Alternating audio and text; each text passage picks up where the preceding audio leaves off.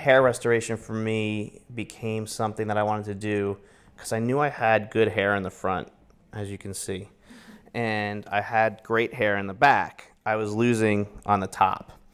And I would look at pictures, and pictures, anything taken from the front was great, but being part of the radio station, I would do a lot of events, and I would be at concerts and stuff, and pictures would be taken from the top or from the back, and I'd say, who's that guy with the giant balding spot? You know, that can't be me. My hair's great around the front, because you don't look at the top when you're getting ready for work or you're getting out of the shower. So I just saw the pictures over and over again. I said, I got to do something, you know? There's got to be, it's 2015, there's got to be something to do to get my hair back fuller and so it could join the rest of the party.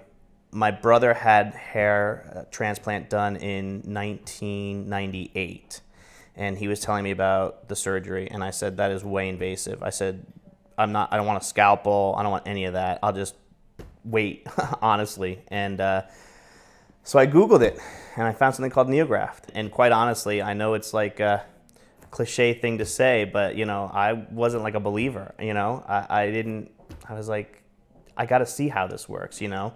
I gotta ask questions, and I did. I came in and I asked a lot of questions about, it was the summer, you know, and I like to be outdoors, and I wanted to make sure that it wasn't gonna put an end to my entire summer. I'm like 4 months in, and I have like little fuzz growing, and it's incredible.